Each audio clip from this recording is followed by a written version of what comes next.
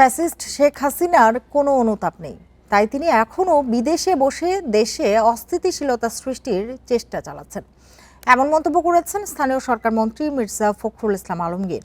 রাজধানীর আগারগাঁওয়ে প্রামাণ্য চলচ্চিত্রের উদ্বোধনীতে তিনি এসব কথা বলেন। মির্জা ফখরুল জানান, গুম ব্যক্তিদের স্বজনদের জন্য ভাতার ব্যবস্থা করতে প্রধানমন্ত্রীর কাছে আবেদন করা হবে। বিগত হাসিনা সরকারের আমলে গুম হওয়া ব্যক্তিদের পরিবারের সদস্যদের সাথে সংহতি জানাতে আগারগাঁওয়ের ফিল্ম আর্কাইভ মিলনায়তনে প্রকাশ পেল প্রামাণ্য চলচ্চিত্র মায়ের ডাক। অনুষ্ঠানে উপস্থিত ছিলেন গুম হওয়া ব্যক্তিদের পরিবারের সদস্যরা। গুম হওয়া ব্যক্তিদের কেউ কেউ বক্তব্য রাখেন, আশা করেন দেশে হাসিনা আমলের গুমের নির্মমতার পুনরাবৃত্তি ঘটবে না। যারা যারা আয়নাঘরে গেছে তাদের বাইরের দুনিয়ার সাথে কোনো কানেকশন ছিল না। রেইনবো অলরাউন্ডার এক্সটেরিয়র পে বাড়ির বাহিরের দেয়ালের সুরক্ষা নিয়ে থাকুন নিশ্চিন্ত, সাথে পাচ্ছেন 10 বছরের ওয়ারেন্টি। বাইরের দুনিয়া তো অনেক দূরের কথা, যেই জগতের ভিতরে ছিলাম পাশের সেলে কি হচ্ছে সেটাও আমাদের জানার সুযোগ ছিল না। একজন মারা গেলে তো অবশ্যই দুঃখজনক, কিন্তু যেখানে আমি জানি না, ওই স্বপ্ন নিয়ে আছি, তারপরেও বুক কাঁপছে, কিন্তু মন আমাকে বলছে মেনে নাও। এই মেনে নেওয়াটা খুব কঠিন।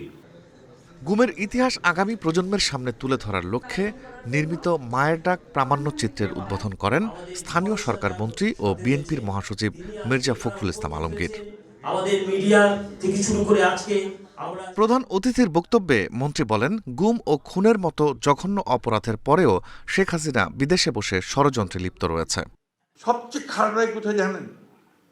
যে আজকে সেই ফ্যাসিস্ট মহিলা বিদেশে বসে এতটুকু অনুশোচনা নেই, সমানে বাংলাদেশকে আরো স্থিতিশীল করার চেষ্টা করছেন, যেটাকে আমি মনে করি যে একটা ক্রিমিনাল অফেন্স,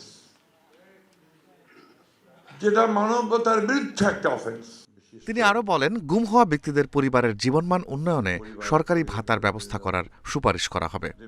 আমি আজকে আপনাদের সামনে বলছি যে আমি ফিরে গিয়েই আমি মাননীয় প্রধানমন্ত্রীর কাছে একটা চিঠি লিখব যে আমাদের এই পরিবারগুলোকে সরকারের তরফ থেকে ভাতা দেওয়াটা অত্যন্ত জরুরি তাদের ভবিষ্যৎ। এ সময় মায়ের ডাক চলচ্চিত্রে গুমের নির্মম ইতিহাস ফুটিয়ে তোলার আহ্বান জানান মির্জা ফখরুল ইসলাম আলমগীর।